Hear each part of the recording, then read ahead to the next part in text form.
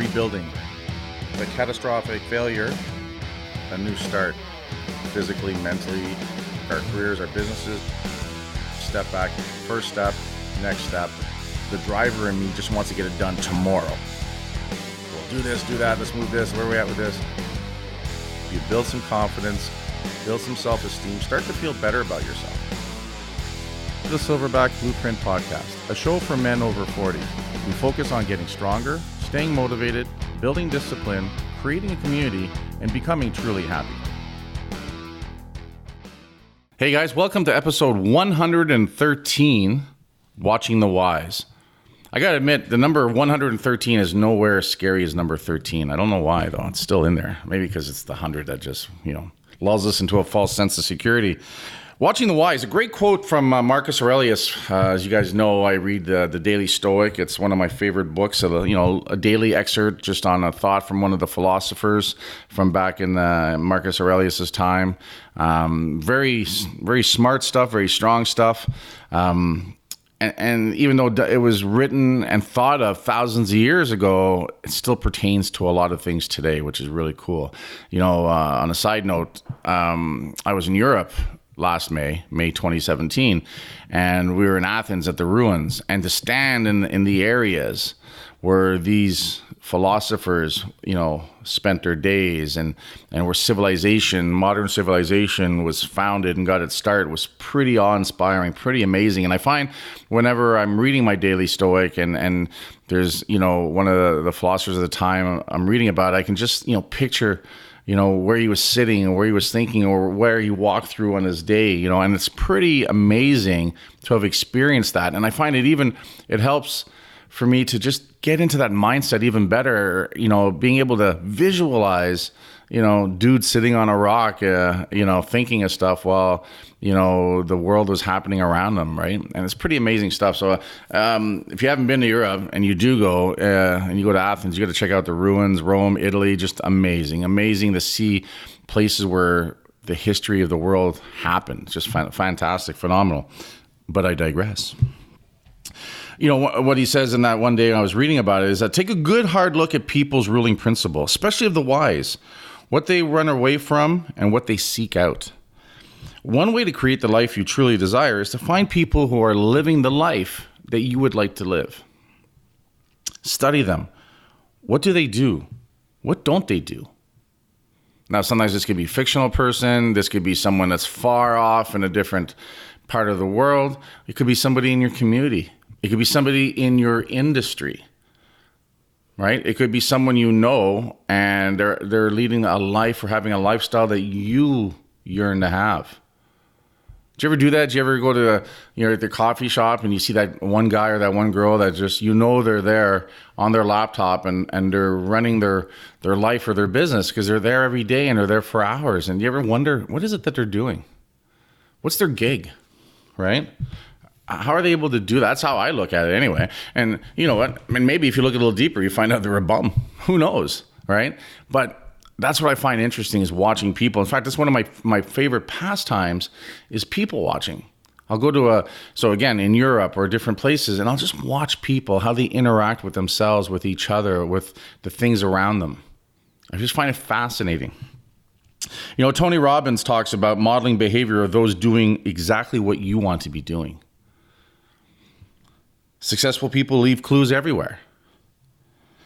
But once you know who you want to follow or who you think you want to follow or the type of person you want to follow, once you have an idea with that, then you got to narrow down your candidate list. You got to start looking deeper at them. Too often we start to idolize someone only to discover that they're human and they can let you down with a mistake, a controversy, a negative trait we didn't realize they had. Because we're looking at the cool part. We're enamored. Oh man, that guy's so cool. So cool he's driving that car. So cool he's got that bike. I like the way he's built. I wish I had arms like that. So I think that's our initial reaction because those are things that we either wish to possess or we like. And sometimes we'll judge a person, right? Judge a person by the cover, judge a book by the cover. We've heard that before.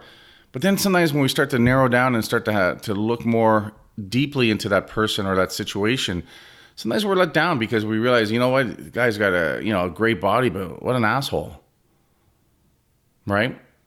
Or, yeah, that's a, great bike that he has and stuff. But, you come to find out that, the rest of his life is in shambles. There's nothing about his life that you would like. We see that all the time. People driving great cars and phenomenal cars.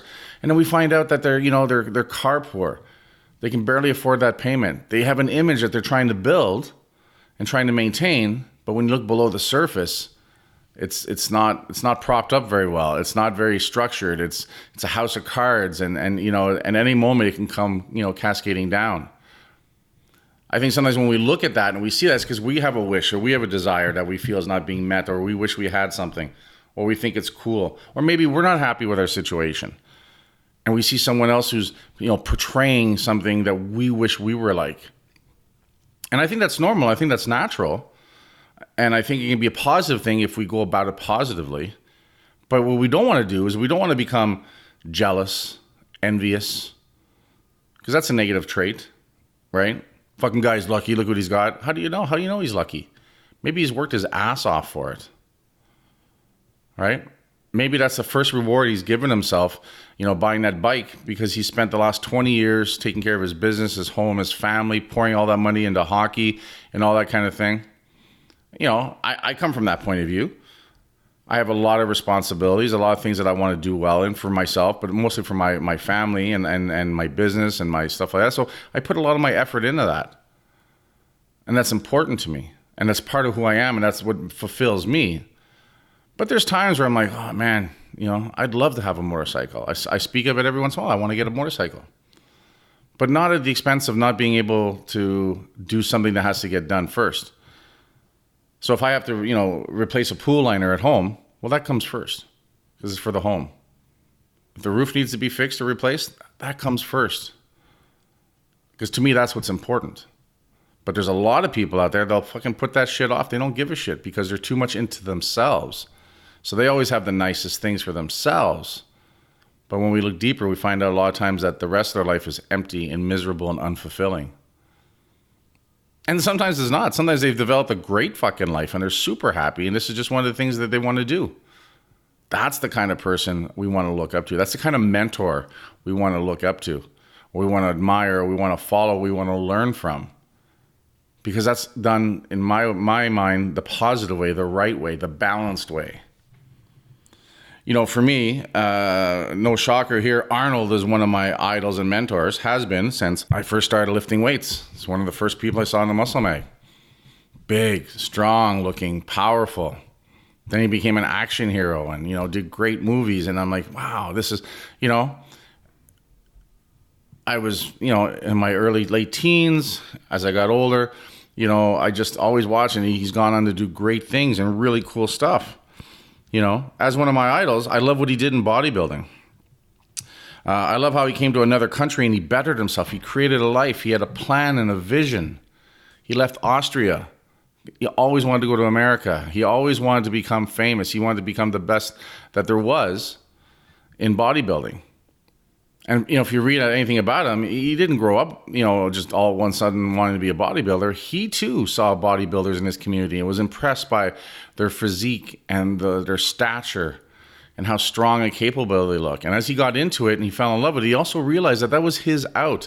That was going to be his ticket to do the other things he wanted to do, which was come to America, become a citizen, become the best bodybuilder, become an actor, all those things he always wanted to do. And he did a lot of visualizations and stuff. He did a lot of planning. He was determined. And I can't help but admire that. He became a movie star. I was just reading something actually just quite recently about him. He says, when he first decided it was time to become a movie star, he didn't want to take bit roles. He always pushed himself. He wanted the bigger roles as soon as possible. But, he put himself in acting school, and he did all these things that no one knows about on the surface. Everyone just thinks, he just walked in one day and, that's it. They immediately fell in love with him. In fact, he talks about, because of his accent, it was hard. His last name being so long, it was hard. His physique being so big, a lot of movie directors didn't want him until he got a couple breaks. Because there was directors looking for someone built like that. Right? and then put in roles where his accent was part of it overall. But he had to work on his accent. He had to make it clear. But he put the work in. How can you not admire that? Then he decided he was going to become a politician and became the governor of California. Now, we're not going to get into politics and stuff, whether he was a great politician or not. But bottom line was, he decided to do something, and he did it. How can you not admire that? How can you not see the power in that overall? One of his famous lines that he came up with when he had become governor, or on his way to being governor, is that he talked about having responsibility and becoming more financial responsible. And one of the things he said that stuck with me forever since then, I heard it. He goes, when you're the person signing the front of the check as opposed to the back of the check, you see things in a different light. And for me, that was just amazing because it's true. As a business owner, right, you sign the front of those checks. As an employee, you sign the back of the checks. A lot of you guys might not remember what that's like. You guys listening to the show remember having to sign the back of your check. It's called endorsing the check before you deposit it so they could double check your signature at the bank. Now you can just scan your shit on the phone and it goes in, right? But that's what it meant. It meant that, listen, until you are in a situation where it's your money, it's your resources being used for something, you see things very different than when you're on the other side of it and just consuming the resources. Right? Again, so true, so cool. And again, something that I picked up from having an idol and a mentor. I didn't know him. I've still never met him. Right? Maybe someday I will. That would be pretty cool. But the point is, a lot of the things that he was doing, I got great motivation from and inspiration from. But listen, he also fucked up, right? And I'm sure he's made mistakes along the way. We all have. But because he's in the limelight, they're bigger. The biggest controversy is he had a child out of wedlock with his maid or his home, whatever you call it. That maid, I guess is what it is and stuff, right? Yeah, that's a fuck up. And everyone's like crapping all over him. But listen, look around. There's a lot of people that have kids, because they had an affair. Not the ideal situation, but still not a reason to totally dismiss the person overall. And it still doesn't take away the accomplishments. Did I stop looking up to him? Of course not. I admire the positive, but I learn from the mistakes. Because there's two ways you can learn. You can learn by doing, and you can learn from your own mistakes, or you can learn by watching, and you can learn by seeing their mistakes. Bottom line is you need to learn from it. I also was able to understand that he is human. A man like all of us. Someone like me, like you, who struggles to maintain control over his urges and his actions. Don't tell me you're listening here and you haven't been in a situation where you've had the thought of doing something you shouldn't do. The urge to do something you shouldn't do. Or you've done something that you shouldn't do. That you don't want to be that type of person. We're human.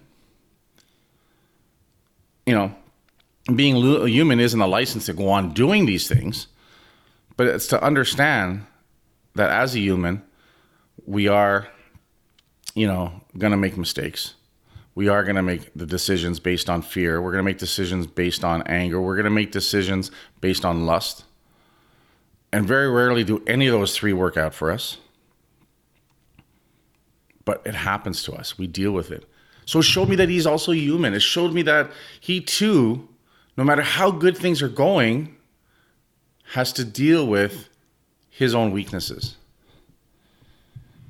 And in fact, the more that I see that, and the more that I realize, and the more that I understand that he's human, then that means if he's human and I'm human, I can achieve great things like he's achieved great things because he's just a man.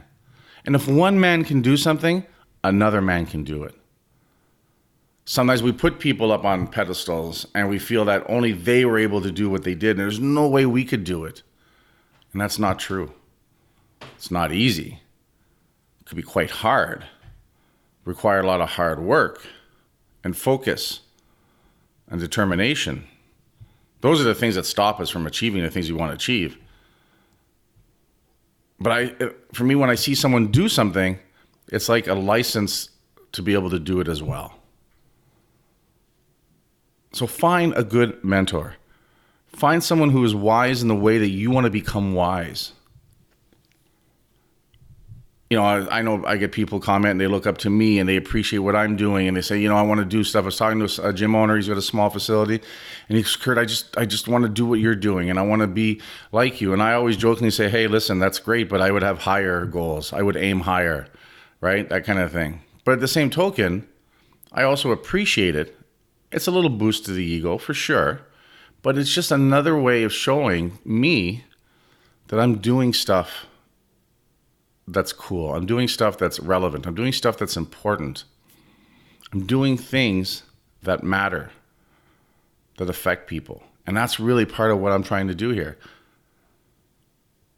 So much like I look for people to model myself after and be like and be inspired by, once you start taking action, you start accomplishing things, you quickly become an inspiration or a motivation for other people. And that's what I tell people all the time when they start training, even a hostile. I say, you know what? In a month from now, you're going to be inspiring someone new on the floor because they don't know you've been there for a month, but they see you working hard and they see that, you're like them. Maybe you're the same age, you're the same shape, you're the same gender. And they're like, hey, listen, if he or she can do it, I can do it. So 30 days after you're starting something, all of a sudden, you're inspiring someone else. Someone else is going to start looking up to you because they're seeing you just like that for the first time. So much like we talked about before, they don't know how long you've been doing it. They don't know how deep this runs. But because they're in a situation where they want something you have, they're going to look up to you. You're going to inspire and motivate them. There's a cool thing I see every once in a while on the internet. And like I said, I usually shit all over the memes. But there is one of my favorite things. It's a lion and there's a lion cub. And it says, always do your best because you never know who's watching. Right? And there's people in our lives that it matters most that we want to do our best in front of them. We want to inspire and motivate our children. We want to inspire and motivate our friends. We want to carry people. We want to help be a part of someone's life and matter to them in a positive way. We want to affect people around us in a positive manner.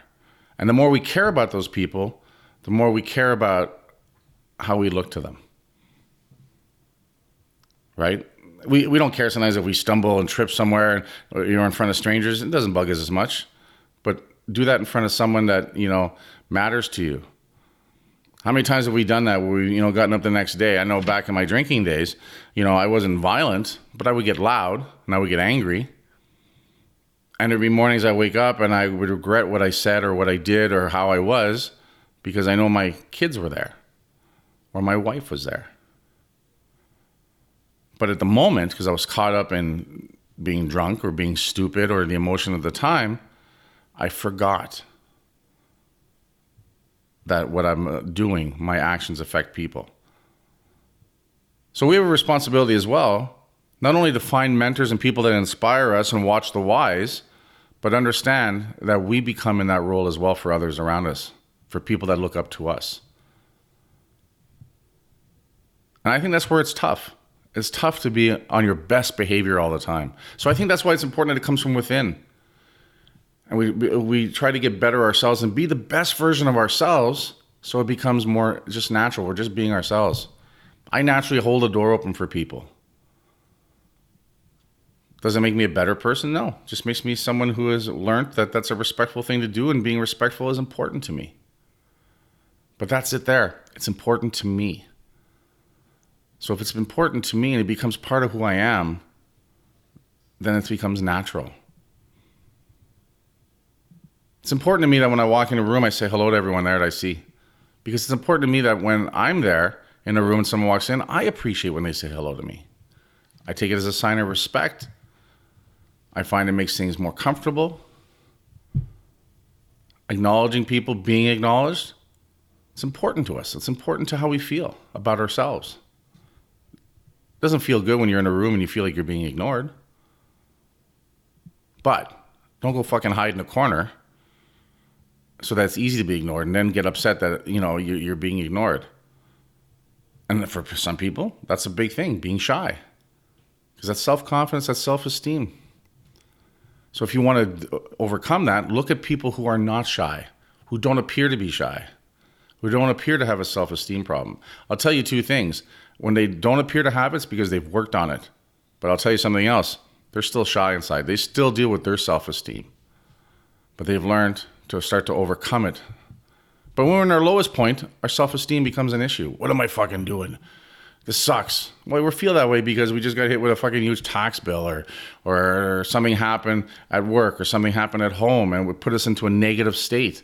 So all of a sudden we start to doubt ourselves, and those negative feelings are just waiting all the time to pop in. Our triggers see a chance and they jump in.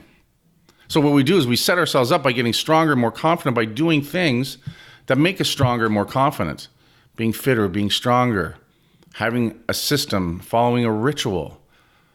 Make sure that we spend more time in a positive situation. And if we don't have a positive situation, we create a positive situation. Because if you look at people that are truly achieving things and truly getting things done and truly living a life that they want to live, that's what they're doing. Those are the clues. Those are the things that they do. Those are the commonalities that we're going to see all the time. People that get things done, people that are accomplishing things, people that are getting to a point in their life where they feel fulfilled. There are so many things that they do that's the same for everyone that's doing that. And that always comes down to things like self-care, self-respect, rituals, how they eat, how they exercise, what they read, what they put in their minds, what they put in front of their eyes. All those things are purposefully done and then maintained. And when they don't happen, it quickly becomes apparent that something's off. Like I talked about an episode ago about getting up early. I had stopped getting up super early, and I realized my productivity hadn't changed. And when I look back, I realized it was coinciding with the fact I wasn't getting up as early. Those were deliberate things that caused a deliberate result. So watch for the clues. Admire someone. There's somebody at work that you wish you had their position. Watch those people. Watch what they do. Watch how they do it. Still be yourself, but understand there's certain things that you need to do. We talk about this all the time when we talk about moving up as a career. If you want a job at a higher level, start doing that job. Don't wait to be given the job. Don't wait till someone asks you. Do the job. You want to get noticed? Show the fuck up early every time you go to work. If you work at 9 and you stumble in at 8:59, it's not good for you. It's not good for the job. It's not good for the business. It's not good for anybody. And you know what? It's not the way to do things if you want to get ahead. If you work at 9 and you always show up at 8:30, 8:40, 8:45 at the latest, so you can get in, get settled, so that you can be ready to start work at 9, I'll tell you right now, your coworkers are going to notice it, your boss is going to notice it, and the owner is going to notice it. You got to do it before it gets given to you. It's that simple. Because that's how we move forward. If we want something, we have to go after it, and we have to model ourselves by someone who's doing it, and we have to start to do it. And we're going to stumble, and we're not going to do it correctly, and there's going to be a learning curve, but that's the only way you get to it. And again, things that get in the way, things that hold people back, the hard work, the focus, the risk of failure. But when you get to the other side, you realize those things were nothing. They were just in your way. They were just obstacles and things that we thought were too big to overcome. And they weren't. Because the alternative is you change nothing changes, and you stay miserable. And then you become negative. Then you become that jealous, envious person. Because you're not going to want to honestly admit to yourself, I'm a lazy cunt and that's why I didn't get this done. Right? In fact, once we can finally admit that to ourselves in a situation, that's usually the turning point. That's the point where we say, okay, now we're being honest. Now we're getting somewhere. Now it's getting interesting. Because the moment you are honest with yourself and you become aware, you become responsible. Look at the people that are getting shit done. Look at the people that are who've become who you would love to become. And you'll see the closer you can look. If you can get to know them, if you can get their story. That's why I love doing the interviews. If we can find out more about that situation and the turning point and what they did and what they were like before and what they're like after, you will find there was that epiphany, there was that point where they finally had enough, where they finally got to the bottom, hit bottom. We talk about that in AA. Everyone's got a different bottom, but we have a bottom. And once we hit that and we realize and we're honest with ourselves, then we can make these changes, because then we're in control again. Find a cool mentor, guys. Find someone that's doing what you want to do. If you can't find someone locally, read biographies, read books. The internet is amazing. There's so many talks now. There's so many TED Talks. There's so many people just on YouTube telling their stories, giving speeches. Watch that shit all the time. You're going to find someone that's going to it's going to click, and you're like, I want to be like that fucking guy. I want to be that kind of girl. I want to be that kind of human. Great. Now then, start studying them. Put the work in. That's the only way it happens, guys. And you can do it, but right? It comes down to, like I said, though, hard work, motherfuckers. Hard fucking work. That's all I have to say about that for now, guys. Please leave us a 5-star rating, a positive review at the bottom of this episode, or head on over to iTunes if you're listening to this on your radio device. Head on over to hostilegear.com. Use the code Silverback, save 20% off amazing merchandise. And I'll talk to you guys later.